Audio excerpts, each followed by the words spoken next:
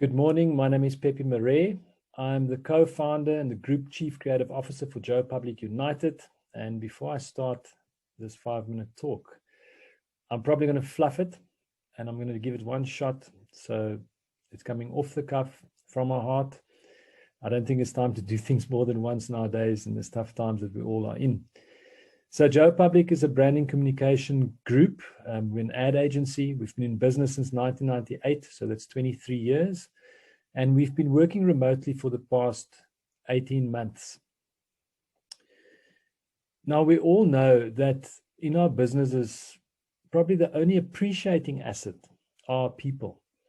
We often forget it, but it's such an obvious one. You know, if you're into growing your people and people development, those assets in our business actually appreciate. So what I want to talk about today, I just want to touch on 3 points in how we keep our people engaged. How do we keep them motivated? How do we keep them productive in this new way of working, in this very, very tough trading environment?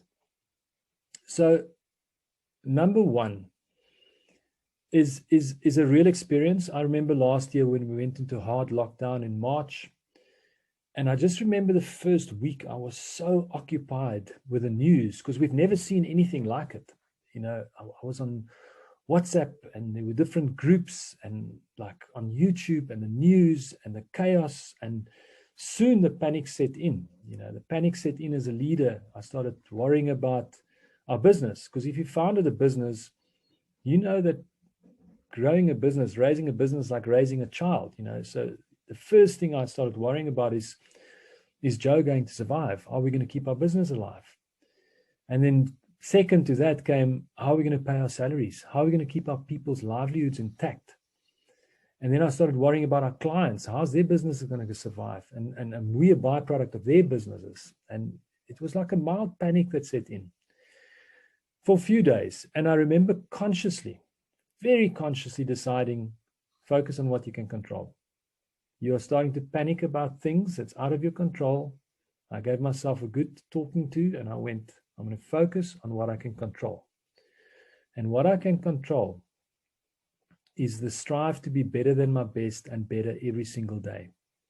And the strive for our product and our service and our business to be better than our best every single day.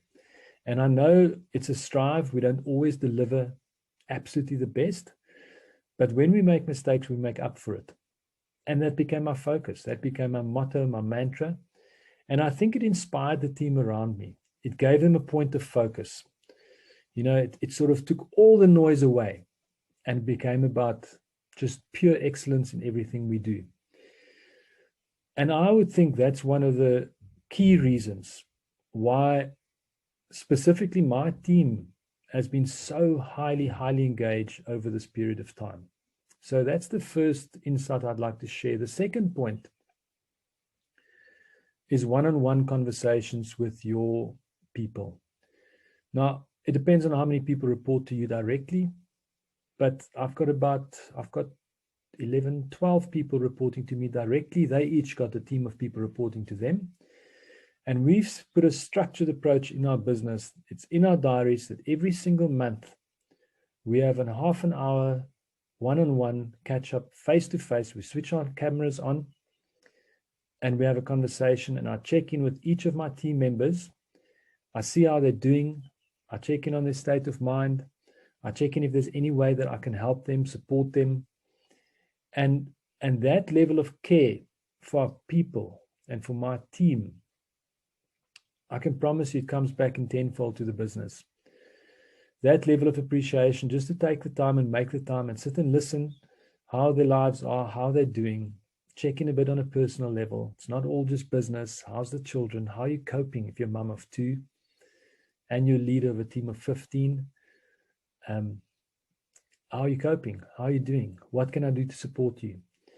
So one-on-one checking is key. That's the second insight I'd like to share. And lastly, and probably most importantly, I want to talk to purpose, which is a huge passion of mine.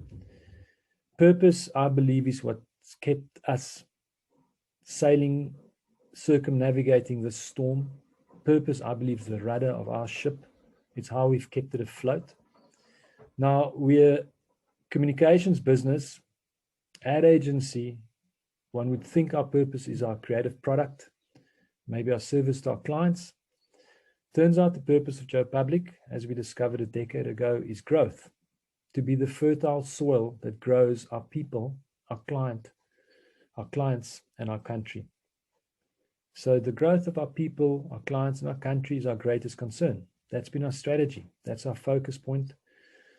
And I really believe that having that clarity of purpose in a business creates the context, it creates the culture, and it naturally creates engagement, which leads to high levels of productivity.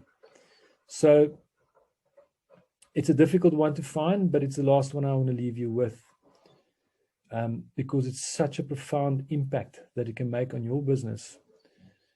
If you use this time when we are all this challenged, and you use the darkness to try and seek for the light, try and find that burning flame deep within your business that keeps it going, because it's beyond your product, it's beyond your service, and it's beyond profit, way beyond profit. And I can highly recommend you seeking and finding that one word that's at the heart of your business and figure out what it means and use that to motivate your people and your clients and all of your stakeholders. So in conclusion, 3 points. Number one, focus on what you can control. You can start that today. Cut out all the noise. Focus on excellence. Our country needs excellence more than anything. And I think if you bring that service excellence, that product excellence to the world, naturally the world responds. It's a very natural way of being. Secondly, you can action this today. Start one-on-ones. I highly recommend it. It takes so little of your time. Show that interest in your people. Give them more of yourself, and you'll be amazed what they'll give back.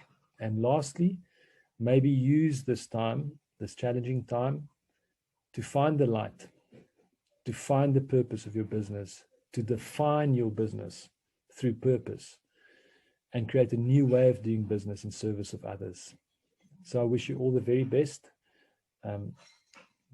May you play your heart out. May you get through this challenging times, and may it set you up for tremendous growth for the future. Thank you.